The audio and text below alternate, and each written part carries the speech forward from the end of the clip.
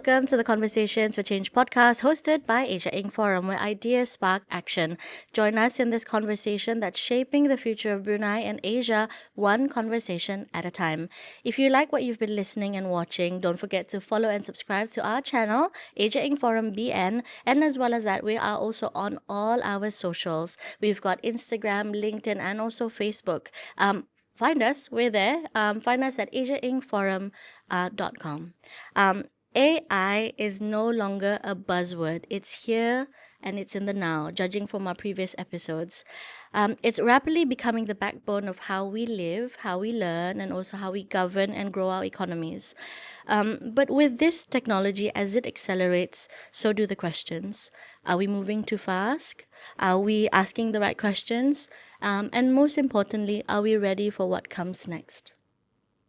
Today, we're joined by three leaders in the forefront of AI, innovation, and digital transformation. We've got Rohan Brammal, Bernd Vindevogel, and Hadi Shafie to explore not just what AI can do, but what it should do. Welcome to the podcast, gentlemen. To get us started, if I can have everybody introduce themselves before diving in. Anybody can go first. You're closest. Okay, then. So I'll go first. So I'm Bernd. I'm originally from Belgium. I'm in Southeast Asia now for 7 years, and I've been in AI for about 20 years and very different names. And that was a while advanced analytics, and it was machine learning, right? And then it was normal AI, and now I'm very excited in the era of generative AI, which opens so many opportunities. It's quite an exciting period for me. And Hadi. All right. So for me, I started my journey in tech about more than 20 years ago. But AI itself became an interest probably earlier this year as I wanted to improve myself. I was like, oh, this is great if I could do a second brain kind of thing. And from there, I guess it cascaded down into like, what can I do for other people using AI? And I think everyone should adopt it. And I think it's a great economic multiplier that we should take advantage of. And that's my take on it.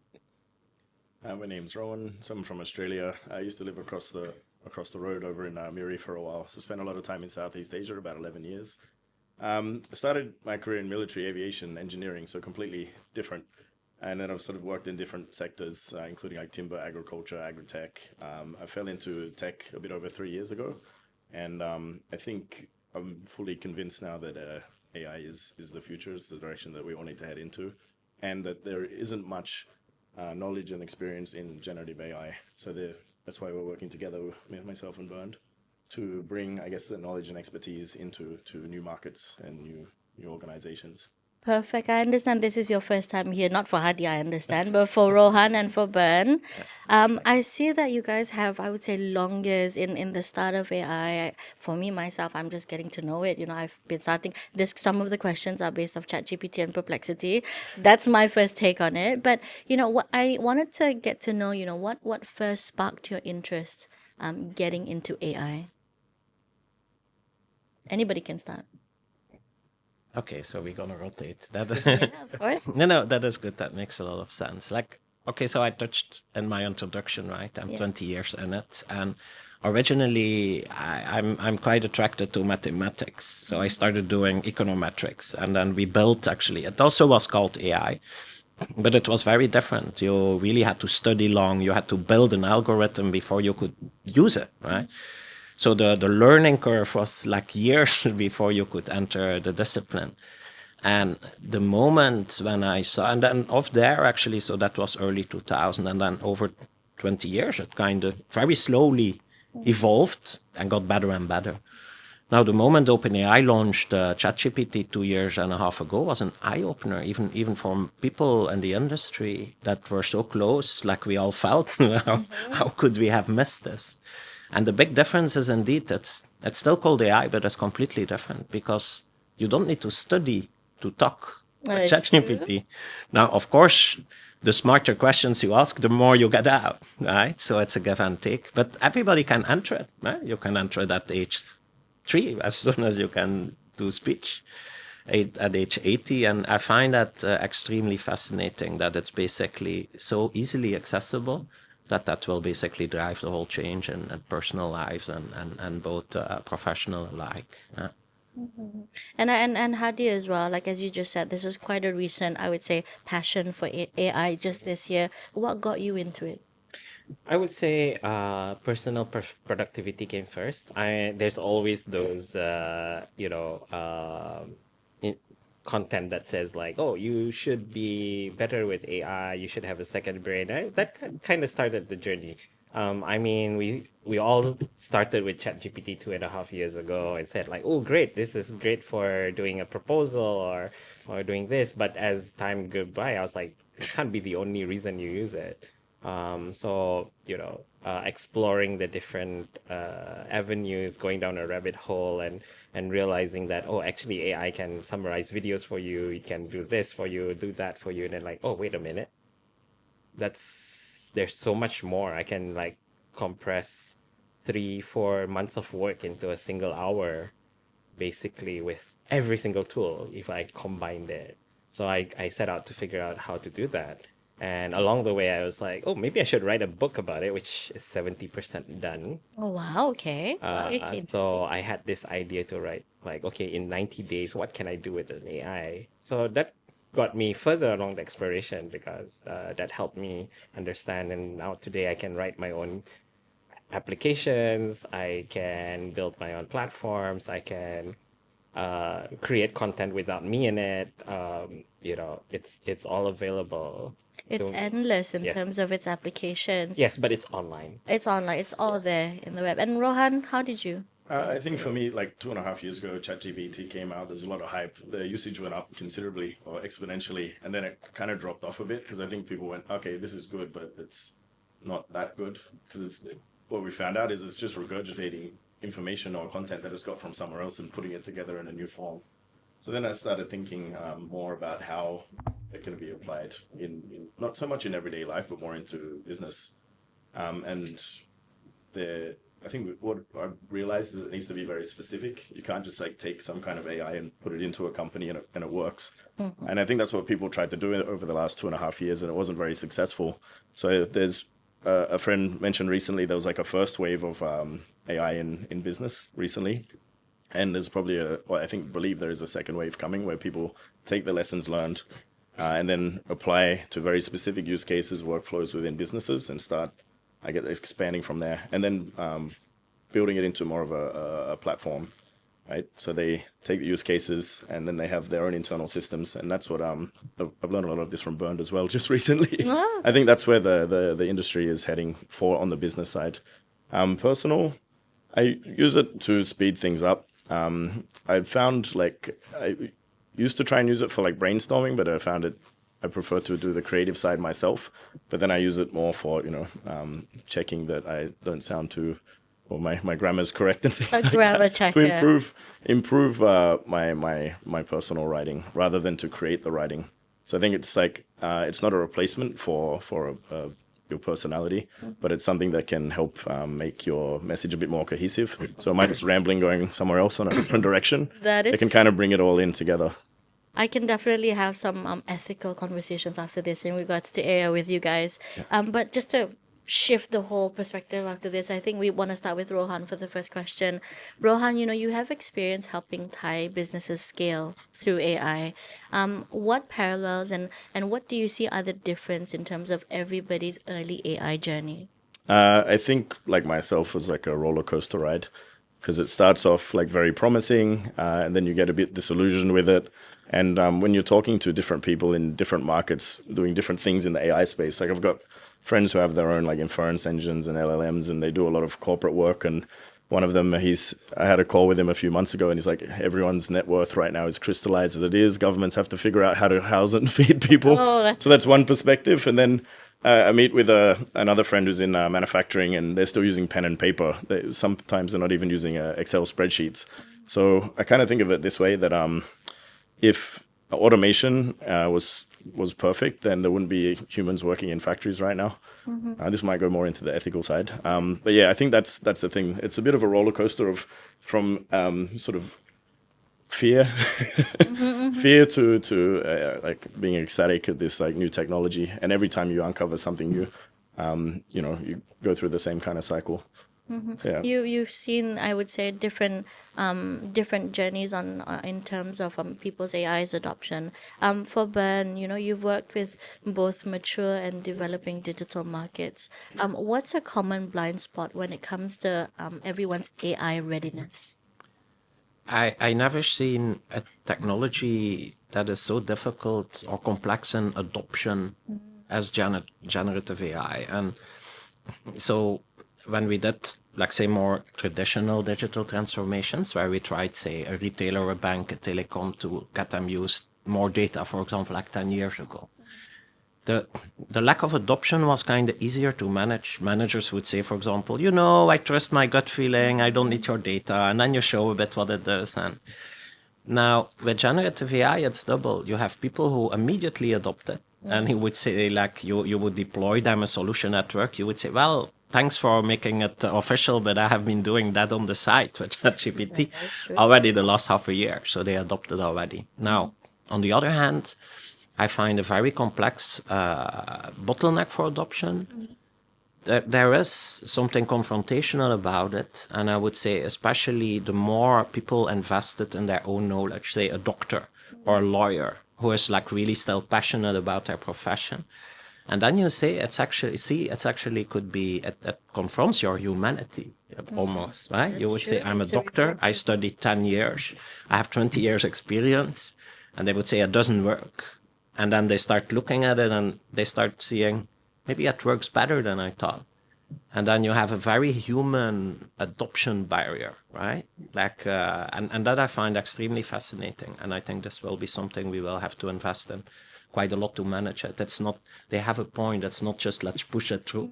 It's like, how do you basically respect those people's knowledge? How do you get most out of them instead of just users That's true, yes. of an open AI? That is so true. Hadi, you've been speaking on many panels in regards to this. There's many SMEs in Brunei that are still, I would say, in their digital infancy. How do you convince or talk to people when it comes to AI, that it's not just for the tech giants, that it's also usable for the everyday smaller businesses? Okay, too. I'd start with Sam Altman, OpenAI's CEO. He said the age of the solopreneur billionaire is coming. So this is where they used to say that the internet was the level playing field for SMEs. So you used to have department stores all over the world, and that's the only way you could get your product to the customer. Then Amazon came and said, "Oh no, we'll be the big. You're just a department store, but on internet. But it's great because now SMEs could sell to anybody in the world through a platform. Moving forward, AI becomes a great equalizer because it allows small businesses now to harness the power of big corporate. In big corporations, you had teams of lawyers, teams of auditors, teams of accountants, financial revenue planners. You'll have like 5-6 people looking at the, like, what are you selling as an SME? Probably, let's say you're a fashion designer and you have like 10 pieces of clothing. How do you price it? And if you're a small business, you would be like, okay, this is the price. I think it's going to work and I'm just going to go for it. I'll take cost times 3. But if you're a big business, they'll be like, okay, how is it going to work in this market, that market? And then analysts will go through it. And that was how it used to be. Now you as a fashion designer can like, okay, I'm going to upload the data from X number of countries. This is my fashion design. I'm going to compare it across different fashion businesses across the world and then price it from there. So, that's an example. So you don't have that. And with AI, you could even revenue manage it on a platform and say like the same clothing in every country would be different priced. Wow. And you can't do that as a small business 1 year ago. Essentially, what you're saying is you don't need the full tech team now. Isn't It's that not even a thing? tech team. It's Okay. like you don't even need a team of analysts. You don't need a team of So researchers. is it going to replace everybody's jobs? Question mark. That's my. No, it's not going to replace people's jobs. Okay, there you. It's going to replace the jobs itself. So people will have to find new types of jobs. That's the key, right? So, I mean, sorry to go on a little bit more. Go. In 200 years ago, you had a job called gaslighter. In today's context, that's a different meaning. I was gonna say. Yes, definitely yes right now. So It's more a side job. yes, of course, Now it's it's a side different job. now. But back then, someone would walk around the city lighting lamps. Yeah. And then suddenly, someone decided to invent electricity, and then this guy was out of a job. But did that mean there was no employment? No. Now they needed people to light bulbs. They needed people to build glass bulbs. They needed people to lay down the wiring. So yes, But jobs will go. let me in a way like I would want to focus a little bit now Sorry. on Brunei, and then we're going to touch on a bit of Thailand as well. But I mean, in the context of the conversation, and to our listeners and our viewers as well, you know, in for example, Banda, you've got AI now, you know, in terms of displacing, let's say, people who are working as parking attendants and all this. Isn't that a scary thought, you think, for some people who are still at that infancy of understanding? Because, and at the same time, in terms of jobs, it's a loss of jobs for some people. What are your thoughts in regards to this? There's fears and misconceptions around this, right? The type of job will change, Type. but the AI cannot be physically replaced. There are two things that AI cannot replace. One is physical work. That means it doesn't mean it's brute force work, but physical work as in like things what they will require advanced robotics and things like that. And even Sam Altman said we can't crack that code yet. That's one. Second thing you'll never be able to, for now, replace is creativity, your heart. So you can outsource your muscles in a way, you know, factories fully, or you can outsource your brain slightly. But you know that's why mediocrity is now free, right? You can write a full book on AI and then you read it and like, oh, that's just like the last 20 movies I just watched. You know, it's nothing there. But if you put your heart into it, which only humans can bring, and that's not replaceable. So these are the two areas, I think. Very You don't hard. have to. I forgot your context is parking attendants. Yeah. They've lost their jobs. They've lost their jobs. You know what I mean? They would not lose their jobs. Why would they lose their jobs? Because at the end of the day, you still need someone to verify the parking slots, which is physical. This is in Banda, right? In Brunei context, right? You still need a way for them to identify those cars. You can't just throw CCTVs around. You still need to invest a lot of money into it. You need to. So they just repurpose the jobs. So in regards to this conversation, in regards to AI, this is the Brunei context of things, but I think relatively from Thailand as well. Thailand is pretty much, I would say, in terms of their digital leap, it's super remarkable. What would you say then is one of the key lessons that Brunei or Bruneians can learn from Thailand's AI adoption? I think not just Thailand, but a lot of places is to try and avoid just the hype. Rush into projects. I think that's what happens a lot. I've seen statistics. I don't want to quote them because I saw it somewhere and can't find it. But there was a very, very small percentage of AI projects, like enterprise or corporate AI projects, that actually worked in the last 2.5 years, because people just kind of try to jam a solution down, you know, a square peg in a round hole. So I think planning projects out, starting with specific use cases, building proof of concepts. That's where they would need to start. Plan out an AI strategy. I'm sure there's people working on AI regulation right now. Yeah. Yeah. I would say just take the journey slow. Be very careful. And also, like you said, there are concerns about replacing jobs. So when you're planning something out, then make sure that it's something that will, I guess, take the boring work. So it's projects that we've been working on or working on planning out. They're not looking to like replace all the humans. they're looking to take away the tedious work. So if they've got to deal with multiple government agencies or a logistics company and all these different people, instead of having a human sort of emailing back and forth and going over here, and you just get the agentic AI to replace that. I think that would be the lesson for Brunei, especially the corporations here. Yeah. Plan carefully, build proof of concepts, and then go from there. Ben, infrastructure is often the silent enabler of AI. In a small emerging market like ours, what are the foundational gaps you think needs to be addressed first for AI to thrive? Like, I understand there was this huge announcement yesterday, for example, in Brunei AI roadmap, but infrastructure-wise, what needs to be addressed first? But you can take the physical infrastructure, which is the data center, and then almost more the human infrastructure, which is the capability. I think many countries focus a bit too much on the physical infrastructure, as in the way, obviously it is a bottleneck, right? Without infrastructure, you cannot build generative AI. Now, reality is, it's mainly to build those large models, like say the one of Zuckerberg, right? The one of Sam Altman. They really need a lot of infrastructure. And the stories of there is a massive shortage, that actually goes to there is a massive shortage to build those foundation models stronger. And that's why they put so much money in it and they build those things so big. Now, a country can start and grow and do quite a lot on their generative AI agenda without having their own data center. It doesn't block a single thing.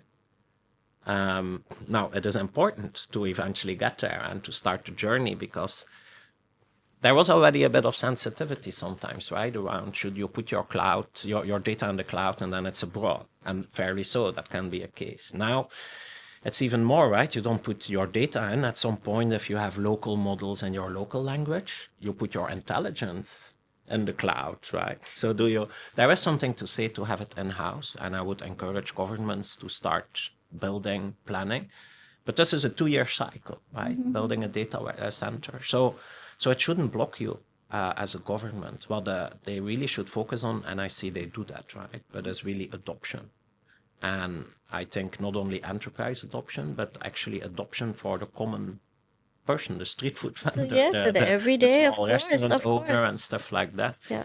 I think that otherwise they will be left behind, right? There will be indeed one-man shops for $1 billion, but that means there is less dollars left for the others. So getting like everyday people on board is actually what will bottleneck it most. So I think governments should rather put their focus and funding there than too much just on the physical infrastructure. Just to break off from the serious, and I want you guys to basically share with us some stories as well. Can you share with me a story where AI surprised you with its capability? So I know he's writing a book. I mean, that's already surprising by itself, like having AI write your book for you. But what stories of surprise have you encountered when it comes to AI? Like you thought, oh, AI could do this? I want to pick on what was told earlier, and it's not so creative, but actually, so I do academic research and management science. And so obviously I use it initially for summarize this paper and look a bit there. But as I started going deeper in it and feed it stuff, and then you start asking it, where do you think there is a research gap with everything you learned now from like after weeks and weeks? And it starts saying, well, you have this and I don't think literature talked about this thing. And then you start looking into it, and then you say that it has a point. And finding research gaps is probably for a researcher almost the summum of creativity. Yeah. And there it is. So that moment I really opened my eyes. Yeah. What about you, Rohan? I think about a year ago I went to a Google event in Bangkok, and they did a preview of their video generation, and that definitely was it. Because of course it's just it's recreating sort of content from other content, but it's very amazing where they are right now. I think that's definitely the one that surprised me. Do you want to do a joke? Yes, Sure. yes, please. A joke will break. Sometimes they come with a joke. Right? Yeah, go for A it. good one. Yeah. Share us a joke. But I can do a boring one because the other one, but I found it a good one. There was a friend of mine and he made a promotion for a cement company, right? And how is this again? Wait, I said like, okay, I want to send him a message, but I want to do something like funny. Yeah. And then it came back like, finally, somebody in the leadership that is concrete. Yeah, But I found yeah. like, okay, it's not a joke you will win an award for, but you would say this is Yeah. actually funny, right? To get this wordplay for a machine. Yeah. So I think sometimes it surprises me just that it can be funny. Yeah, Somewhat sentient, you know. Is it Yeah, is thinking it- or not? Yeah. AI then, in terms of creating things like content, can create it in very unprecedented ways. It's very scary sometimes, but at the same time, it's also very exciting. There's a fine line when it comes to this. Where do you think those lines cross? Anybody can answer this one. I think for me, the hallucinations are still a big problem. Like I put in a bunch of information on me for it to summarize, and then it just made up whole things that just didn't exist from my my background. And I was like, oh, where did that come from? Like, how did that do it? Is there another Rohan Brammal out there? Yeah, well, that's the thing. Like, it would take company names and use the old one from like, a year and 2 years ago, and just fabricate entire pieces of information. And I think that's when it comes to AI education, people need to know that it does hallucinate, because if they just think, especially kids doing their exams or whatever else, it's just completely making things up a lot of the times, filling in gaps. So there needs to be more awareness. I don't know how to I think guardrails are a very effective way to try and help people in education, because we'll just mention that. What information people have access to, what information you want the whatever AI you're using to share. I think that's quite important. Hadi, in Brunei's context, just Yes. to localize this as well, you've been attending these forums and you've been having conversations with, I would say, everybody, policymakers, Yes. down to the students, and everybody. What message can you say then to everybody listening that can support this AI adoption and change? Oh, so I think for adoption, the biggest way to adopt it is actually just to try it out for what you want it to do. So if you think like, okay, I need to have an AI so that I could manage the chores at home, for example, like, please plan for me this, and I have 3 children. This is and you can feed it a schedule, and then voila, this is your schedule, right? And it depends on everybody's like preference, and it can actually map that out for you.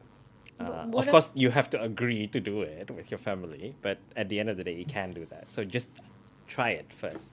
A second thing I think I mentioned in general for businesses in particular, I think owners should start just building whatever they want on it. Like, let's say you're an owner of a nasi katok store. You guys, they don't know what nasi katok is yet. I probably have to take them there. But After this. yes. But let's say you're a nasi katok store owner and you said, I think I should have a website or an app for my store. You can literally build it in less than an hour. Yeah. I'm going to And- go do that after Yeah. this. I mean, you still have to connect the payments. Of course, that's one thing. That's back to infrastructure. You need some additional infrastructure assistance to work on that. But other than that, I think it's doable. Before this episode, we were discussing a little bit about generative AI. In your opinion, this is an open question to everybody. What's the most exciting AI development that's going to happen soon? In your opinion? I think I'll follow Rohan on this one with everything that is image and video. We started as well with our company getting closer to it. And the quality of it is it's still quite expensive now, right? If you use VO3 of Google, which is just launched, it's about $1 per second. So, but of course, if you make video clips, it's not too expensive. So I think I find this an extremely exciting space of what this will actually impact you a lot, right? But Yeah. maybe in a positive, right? As in you have to figure out then on overall, right? Not only on this video, but I think on overall, really looking if 90% of the job, say for example, like of a podcast of making, gets automated, right? How are you going to make that 10% again like a full-time job? That's how are you going to keep this 10% that cannot do Yeah. and make that so good, right? And I think that will be the big challenge. And then, and like it's coming indeed also in pictures and video. So I find that quite Use that extra time just to relax. Yeah, just like let it think about it. Maybe perhaps replace me someday as well. Yeah. You never know. When you're not feeling so well, just call your AI Yeah. double. Hey, Please be my I podcast. got a bit of a headache, This is an ethical one. If AI becomes better than us, you see it now with your academic research. It's providing you, I would say, recommendations. It's telling you of what to do now. If AI becomes better than us at, for example, some level of emotional reasoning or persuasion, even it can write a better letter than us. You know what I mean? Should it be allowed then to influence public behavior, especially in policy or education? Should it then recommend to us what's good for society? So we become governed by AI. Question mark. Might be outside of the scope of this conversation. Definitely. it will happen, and it will happen smoothly. As in, some people, I already feel they're like an interface of an AI. They ask so much advice. I have people I saw changing the last year that almost start their sentence. Okay, interesting. There you go. Let me compose. Sounding more." like ChatGPT. God. So, but and then on a serious note, Yeah. they become the interface of the AI. So I think policymakers that use it intensively, it's actually Gen AI setting policy. So I think it will become unnoticeably closer to the policy. Yeah, We've been hearing a lot of I would say the nice parts of AI. Like what are the scary parts in regards to this that people should be more aware of when it comes to AI? I think what I spoke about before with the hallucinations, they need to be aware of that. Of course. That it's not perfect. Because if it's writing policy, Yeah, it's already like if that. it's taking it from certain places, it might not be so good. It doesn't always apply. I saw this, for example, I saw this video. There was 3 AIs or whatever. They were talking to each other, and then they broke off and they were speaking a different language. Yes. And that's scary to me. But what are your thoughts in regards to this, Rohan? I think that's just the way they're communicating with each other. It's not too scary, I think. But yeah, is there a future where they start ganging up? Like that. Hadi, Yeah, Terminator 2. I grew up with that movie, so it is a bit scary. Skynet might be coming, but I think that's where governments need to step in and regulate things. And I think at the end of the day, like you can turn it off. That's true. We run on food; it runs on energy. Another question for Bernd, and then Hadi, what are your thoughts? Well, I mean, you think you can turn it off, but then I grew up on the Matrix. Right, the EMP, right? So I mean, he's right. Hallucinations are there. The difficulty for me, I believe that the issue is how do you create the basis for it, right? It still comes from humans building the AI. Until AI actually writes its own AIs, that's probably the inflection point. I think a singularity where like I don't need you anymore to write more programs and things like that. Right now we still tell it, can you write this for me? But one day it'll be like, and that day could be tomorrow. It'll be like, actually, we don't need humans anymore in this interface. We can build our own energy. We can do our own things, and they probably be more efficient at it. And if my AI is better than me, I just say, can you just make more money for me? And then I'll just stay at home and you can have the rest.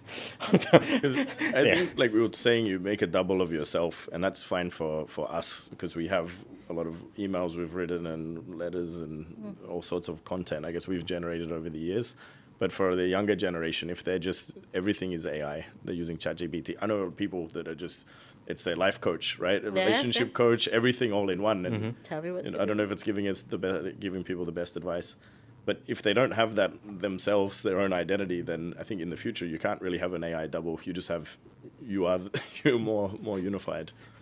I think I grew up watching Bicentennial Man, and that's my understanding of AI and it being creative and thinking about itself. And I don't know, maybe just rainbow and butterflies for me, but it's been such an interesting conversation that we've been having in regards to AI. It's such a reflection of values, priorities, and also ambitions as well.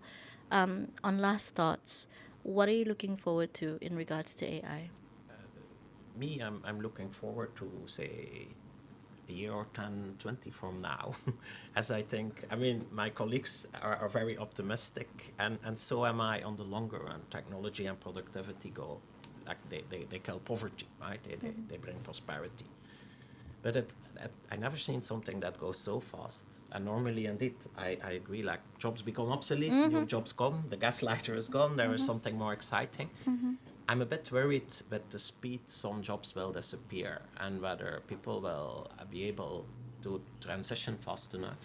And if not, then this will result in a lot of tensions, right? People will be left behind and other people will suddenly have 100 times as much wealth. So I am quite worried, say, for the period of the coming 2-3 years where this would go. So if you ask me where you Yeah. look forward for, Yeah, it's where you more looking? like within 10 years, Yeah. when everything falls a bit in balance again, indeed people don't have to do boring jobs anymore, people can find really this little part where they want to be world class. There's going to be an extremely good time. I hope just that humanity is smart enough how to navigate towards that without too much fight. Hadi, Rohan? You first. Yes. What am I looking forward to?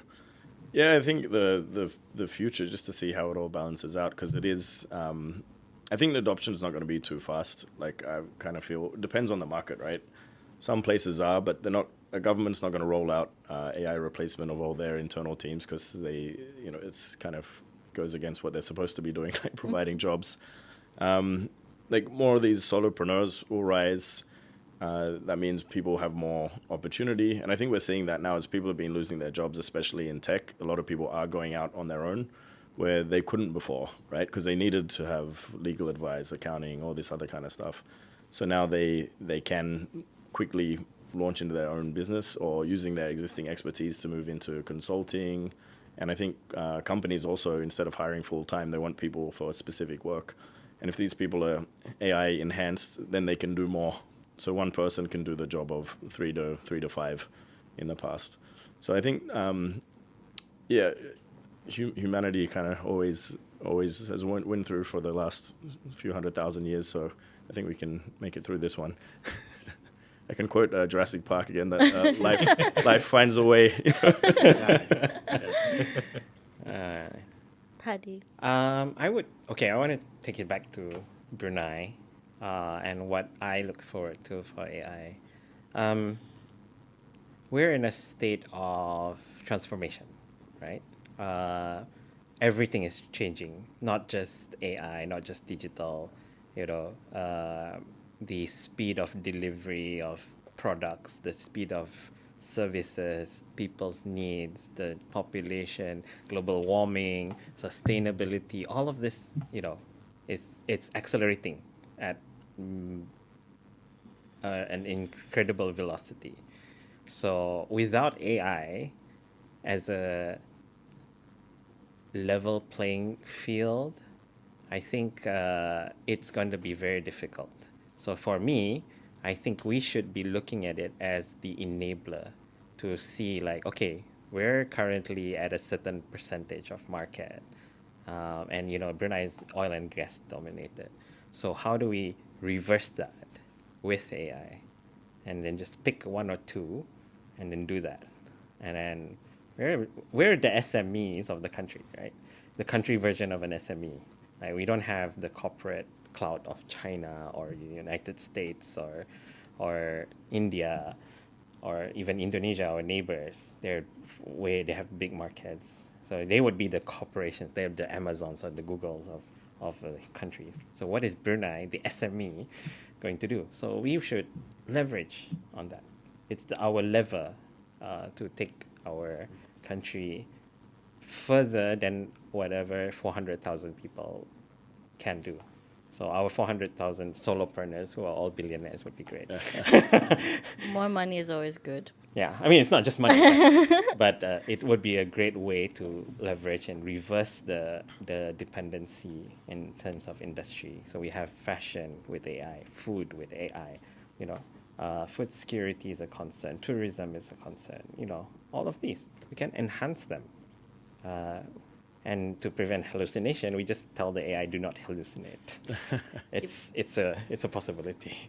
Thank you. Thank you Yeah. so much, gentlemen. It's been such a great conversation. As you've heard today, AI is not just a tool, it's a reflection of our values, our priorities, and our ambitions. From digital infrastructure to ethical conversations, and from SMEs, policymakers, the path forward isn't about catching up with AI, it's all about shaping it to serve us better. The real opportunity then for Brunei and Southeast Asia more broadly lies not just in the adoption of AI, but owning its direction. A big thank you to Rohan, Bernd, and Hadi for helping us navigate these questions with your honesty. To you, our listeners, keep questioning, keep challenging, and stay tuned for more conversations for change. If you like what you're seeing and you're listening, please like and subscribe to us at Asia Inc. Forum BN, and also on all our different platforms, all our socials. Please follow us there. Together, let's make change happen, one conversation at a time.